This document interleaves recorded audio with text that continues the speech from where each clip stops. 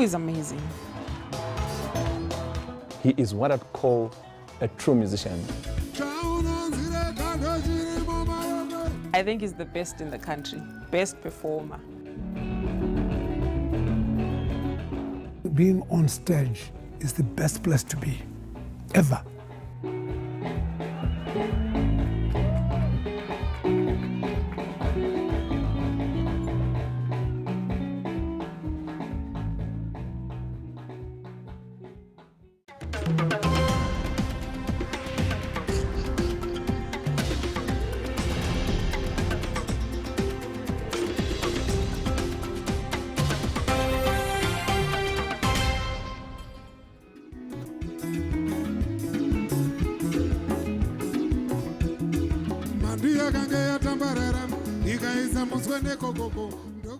This is a story of a hitmaker, one who has had an unchallenged musical career.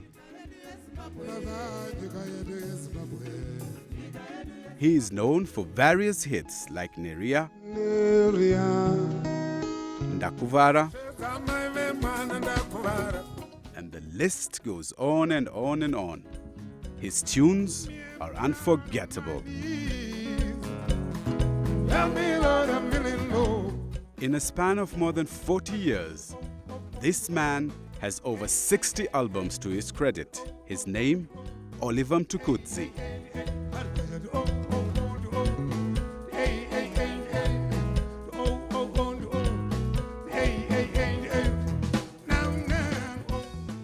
Being on stage, it's like a holy place. It's somewhere where you showcase what you can do best. Not everybody is able to go on stage. It's a place of the chosen few.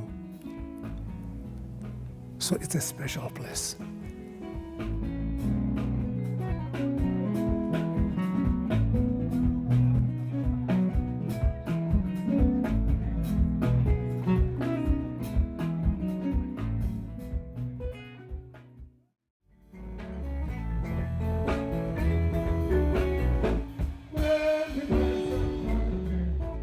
Oliver Mtukudzi, also affectionately known as Tuku by his fans, is one of Zimbabwe's best songwriters and musicians. His guitar and a husky voice have become a brand and have earned him a huge international following and a deep admiration at home. Who is amazing. I think he's the best in the country, best performer. For me, I'm inspired by what he does. You know, as an artist, when he gets on stage, he means business. In his real life, he's a bit more on the quiet side. He's a bit on the quiet side. But on stage, he's a different person. On stage, he's an animal. You start thinking, is this the same person off stage? Is it the same person on stage? On stage, he comes on fire.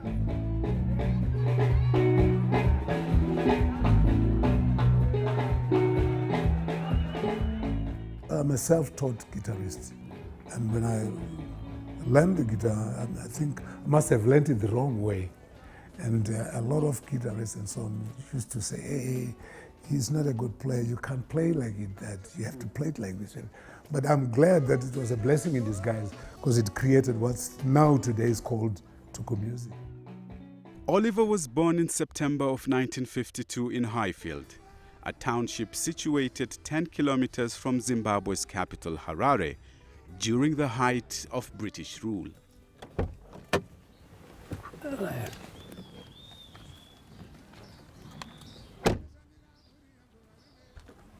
Magadi.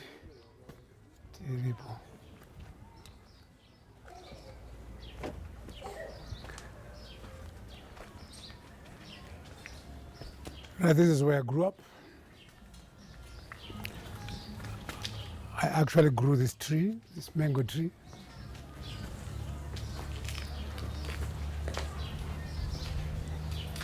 This is home now. We all grew up here, and as the eldest son, I was also responsible of educating the younger peers. So this is where I grew up. Tuku was born into a musical family. His parents met at a choir competition, and eventually this talent was passed down to him and his younger brother, Robert Mtukudzi. Well, during the time when I grew up, I used to sing. I had this passion of singing a song that nobody else knows. So I used to create my own songs and sing. And of course, the way I was influenced by my parents were also singers. I think the most disappointing point that my father had with me in music is when we stole his clothes and put on, and because we were not, as youngsters, we were not allowed in the beer hall, and there was a band called Harare Mambos that used to play in the nearby beer hall. And I took my young brother, we went there, and Mr. Jangano gave me a chance to get hold of an electric guitar on stage. And me and my brother, and we played there, and people were happy. Now, the next day, my father's friends told my father that, oh, your son was in the beer hall, he was playing for us, it was very good. That's the only time I was hit by my father. During the 1950s, all through to the 1970s, many African countries waged war against white imperialism. Zimbabwe was no exception to this reality. After years of struggle, the country freed itself of white rule in April of 1980, with Robert Mugabe as its first prime minister. When I left school, I stayed for about 3.5 years or so without getting a job.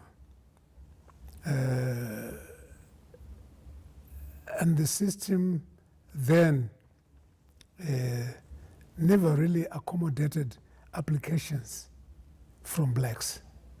So that was painful, but that's how the life was then. The regime then didn't think of art to be a weapon against them. So they allowed us to sing. And it was all up to the artist to pass on the messages that would help him or help the nation grow and understand the situation we were in. So artists like me, we used proverbs, idioms, and we knew that a Shona-speaking person would understand exactly what we're talking about without really mentioning the meaning.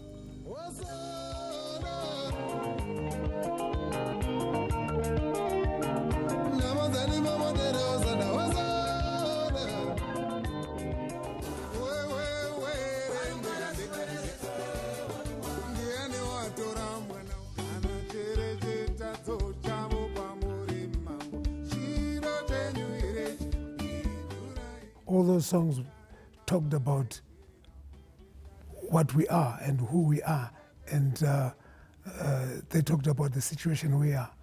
That it's not a right for somebody else to determine your destiny. Strange, isn't it? How people talk about subjects they don't understand. Tuku's ascent in the music industry had humble beginnings, but his biggest break happened right outside his door. Brighton Matavere, a famous radio personality with the Rhodesian Broadcasting Corporation, RBC, invited Oliver to the studio. And that was his launch pad to fame, because his tunes attracted the right people in the music industry. I was discovered from here, right here. I used to sit on a dustbin here and play my guitar. And Brighton Matavere was in love with a girl that stayed next door. So I used to come and see his girlfriend, but he would come where I am and wait for his girl. So it all happened here. until he got hooked up with my music, and he took me to the radio. That's how it all started. And when I performed in his program, that's when the record company heard about me, and they looked for me, and I did my first recording. That was in 1975. Tuku's first professional job did not pay. For him, exposure was most important. It wasn't about money, it wasn't about business. I just enjoyed doing what I do, and I just did it. And I didn't even know that I'm supposed to be paid for that.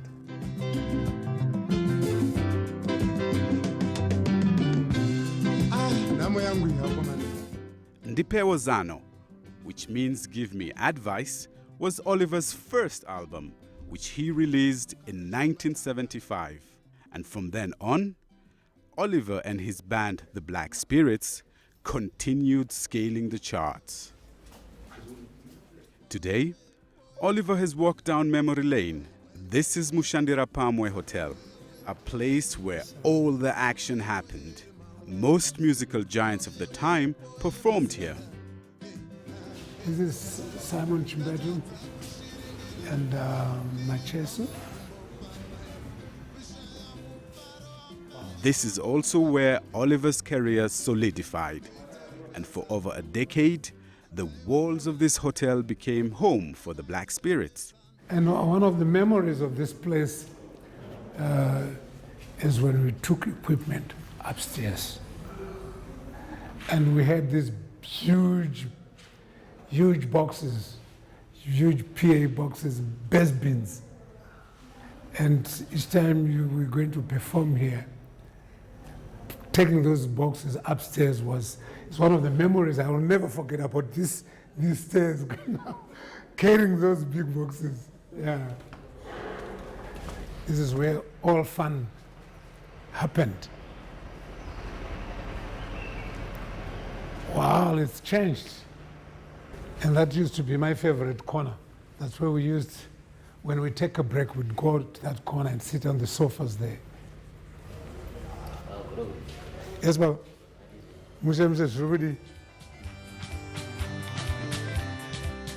The hits came streaming in year after year, and he did not disappoint.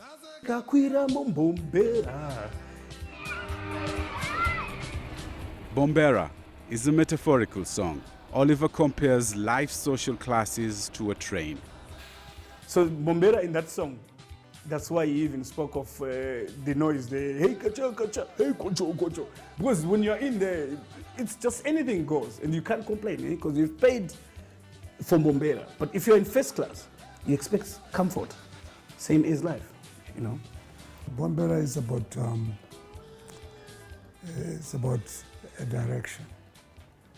That if you're in a train and you are in the first class, and I'm in the fourth class, no one is better than the other. We're all going to get to this destination same time.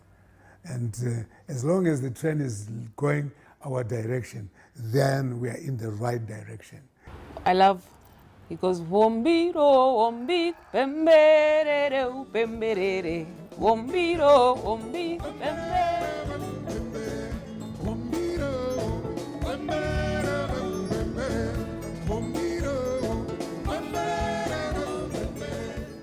It's at that part of the song, he's just making chants, trying to get people to feel the music, you know, get it into the system. So it's my favorite part of the song. Oliver is unique. Unique in that he has his own style of playing. If you hear his strumming, you can easily say that's Oliver.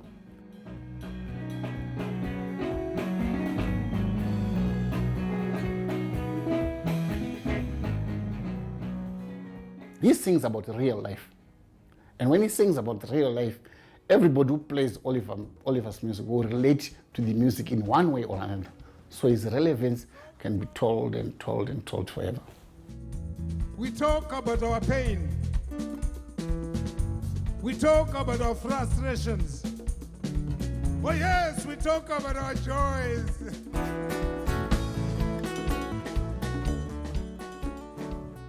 Why do we sing? Why is there art? Art is to give life and hope to the people. Art is for healing the broken hearts. Like as Zimbabweans, you don't get to sing a song when you have nothing to say. As Oliver and the Black Spirits became bigger by the day, disaster loomed.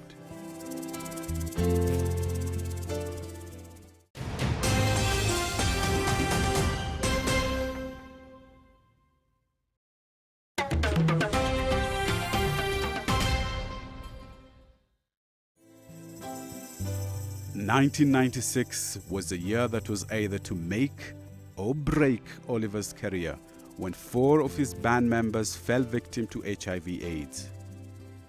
All 4 eventually succumbed to the disease. During that time, HIV was, whenever you'd be, like, you're tested and you're found to be HIV, it was like a death warrant. You're gone. Everybody might not even want to associate much with you. But in the band, that thing visited the band. So people were just going to the extent where instead of feeling the pain, that's why he had a song in there which said, it no longer makes sense.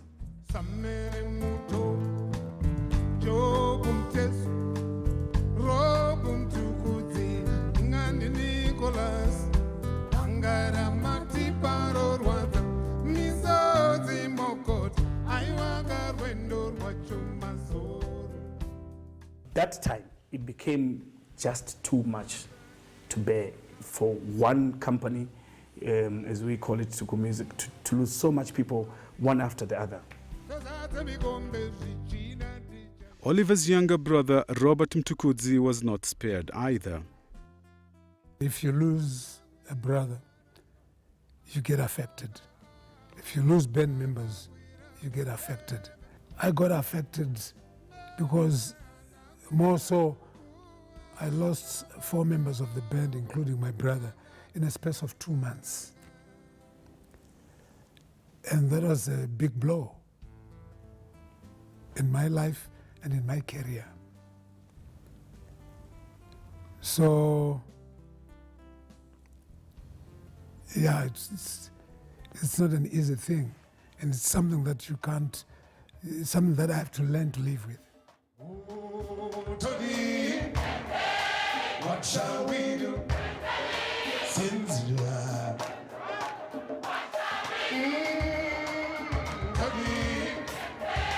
what shall we do? Since you are Toddy is a song that I wrote. The song is about the stigma attached to HIV and AIDS. I had sang songs about the HIV and AIDS awareness, but on Toddy, it was after realizing the stigma attached to it. It's a song that's posing questions. And I designed the song to trigger discussion because people couldn't just talk about the disease. And I'm glad to say the song served its purpose. what shall we do? His efforts to fight the stigma surrounding the scourge did not go unnoticed, and in 2011, UNICEF appointed Oliver Goodwill Ambassador because of his commitment to fighting the pandemic through his songs. I was appointed by UNICEF. They appointed me to be a Goodwill Ambassador for children. And I was glad that at least that they appointed me. It meant that they had seen what I'd been doing all along.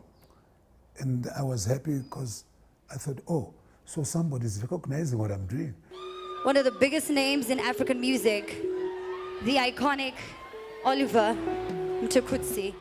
Tuku music has made Tuku a household name across the world.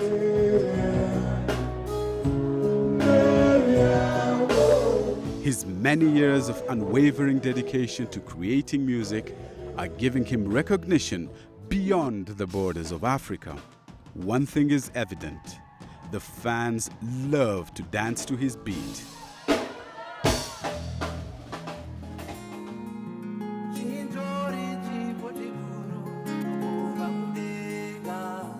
Tuku has been fortunate to share his career with his children. And even though he strongly believes he is not the inspiration behind his children, Oliver Mtukudzi thinks otherwise. But I've adopted his captivating way of performing. You want to dance for people. They want to see what you can do. And if you can dance, show it off. That sort of thing is mainly what I learned from him, what I took also for myself. Some come and say, oh, your children are following your steps. That's not true. I have my own steps, and my children have their own steps. God doesn't duplicate talent, so they can't be me. They have to be themselves.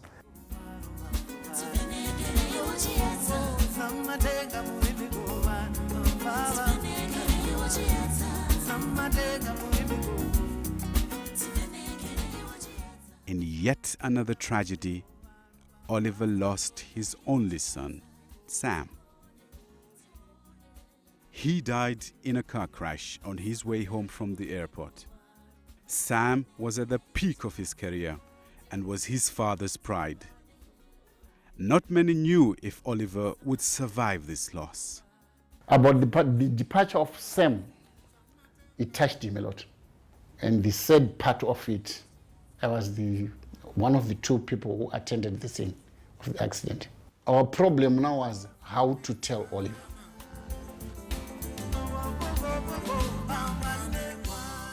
My relationship with Sam was like was more a friend than a son, because we could share a lot. We could be on stage and enjoy being together while we do what we love doing best. And he was somebody who could challenge me,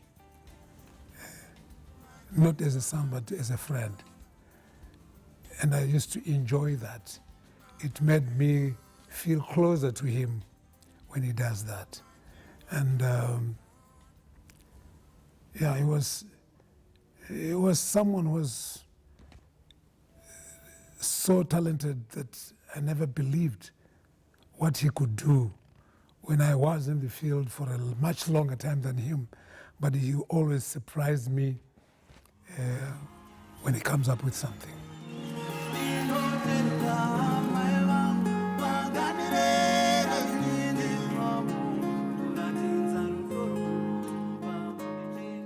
It was such a huge blow. It took a long time for him to recover. I'm not saying he's recovered. He goes through challenges sometimes, you know, when he thinks about the son, where Sam would have been right now. And they're very good friends as father and son. But unfortunately, Sam left us too early. I would say he left us too early. He was a very talented boy, and he loved his father very much. But unfortunately, you know, life took him away.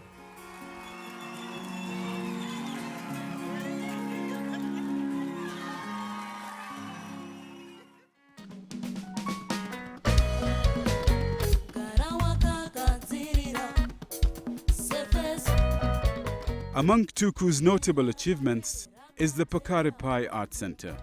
His inspiration to build the art center came from his own experience. Growing up, he did not receive support from his parents to pursue music.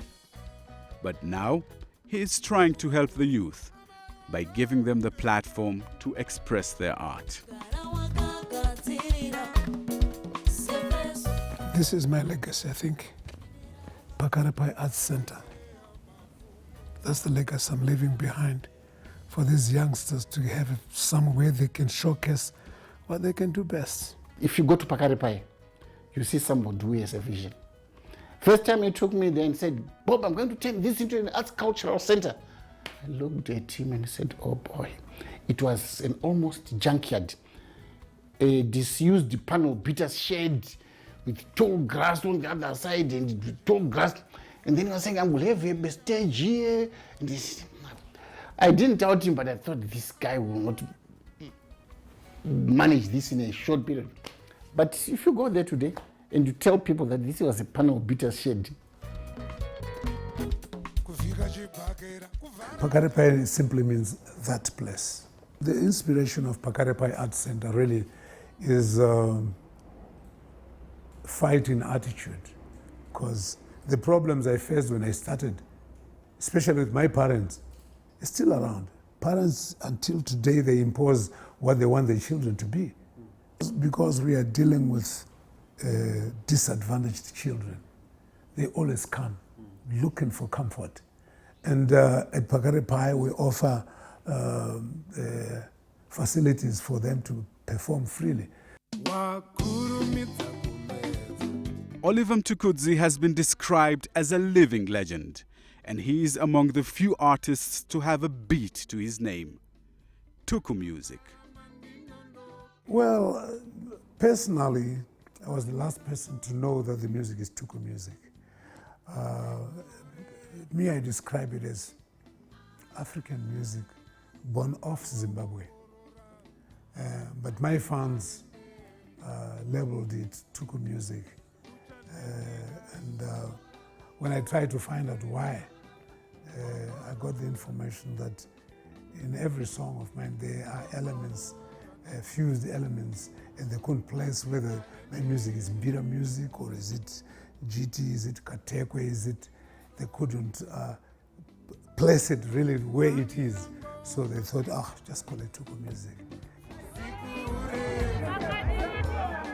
Being a #1 fan, I hope the Lord all keeps us, because that means I'm sure He's got a lot of surprises for us.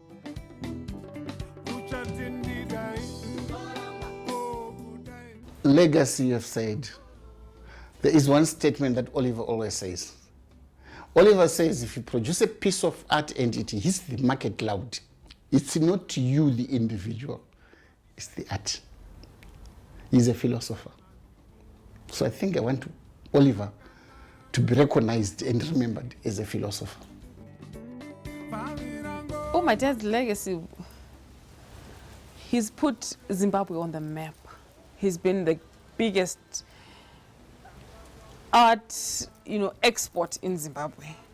And all artists right now look up to him to get to his level, and hopefully surpass.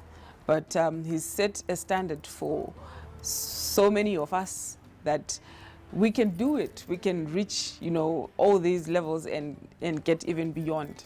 So he's been an amazing inspiration to the arts industry in Zimbabwe, and I believe in Africa as a whole.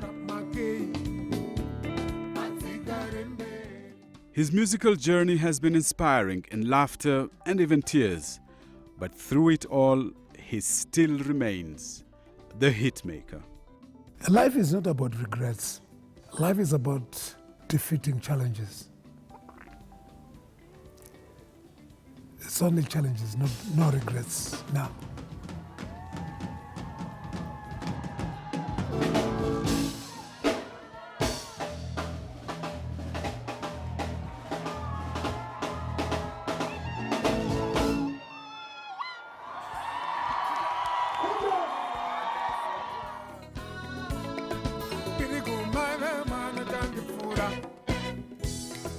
Nigeria.